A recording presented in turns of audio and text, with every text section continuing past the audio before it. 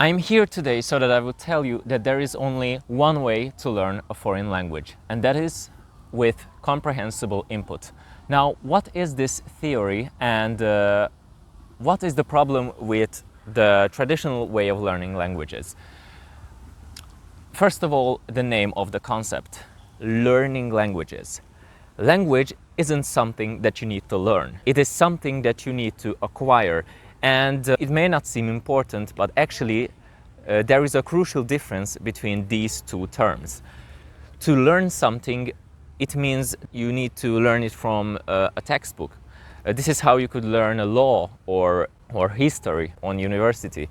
But when we are talking about languages, you learn them much more like riding the bicycle. That is acquiring. You cannot learn how to ride a bicycle from a textbook. You need to learn by doing, and that is acquiring. And this is how we need to learn languages. Why is it that so many people struggle with learning their second or third language, but nobody seems to have problems with learning their native language? They say, if it ain't broken, don't fix it. If you have already acquired one language, then your native language, somehow, without memorizing grammar rules or words, then why do you think that this is how you would want to go about learning a foreign language as an adult? Now, of course, I'm not saying that memorization of the more basic vocabulary cannot be useful in the beginning of the learning process. At the beginning, learning new vocabulary can speed up the process, but once basic vocabulary is gained in the target language, the rest of the words can just be understood from the context. And as we will go about acquiring these new words, we will first acquire words which are much more frequently used, and then we will go towards the ones which are less frequently used.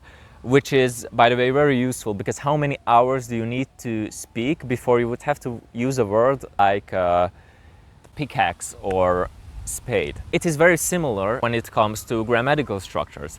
We can classify them on a spectrum from the ones we use less to the ones we use more, and also the ones we use more, they tend to be simpler than the ones we use less. And they build upon one another. And there is actually a fixed set order in which your brain will acquire those structures naturally. It will happen automatically, which means that memorizing grammar rules and structures will not make you acquire them sooner than you would otherwise. But revising these rules can actually be useful, but only if you do this in order to reflect upon the structures you have already acquired. So basically the idea of comprehensible input is listening to the language, getting input which is slightly above our own level of current comprehension. This way we can still understand the message, but there will be words which we do not know yet, and also a bit more complex grammar structures, and thus we will acquire them this way. And that's how we will go about advancing in the new language. The concept of comprehensible input was coined by renowned linguist and polyglot Stephen Krashen in the 1970s.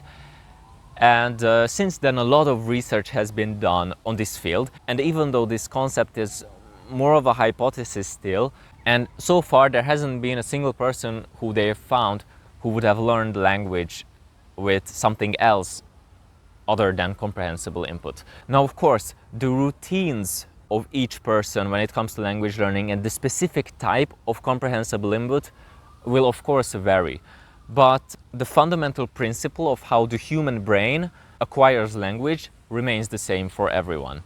There are people who go about memorizing words and grammar rules and still succeed in acquiring their language. Now you may ask why that is, and to this I would say that probably those people also listened to the language. They basically also had comprehensible input.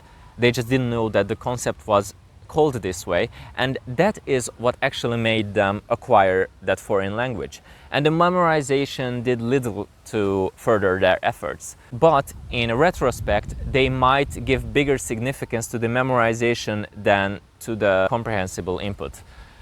So this is what I mean by we all learn languages the same way.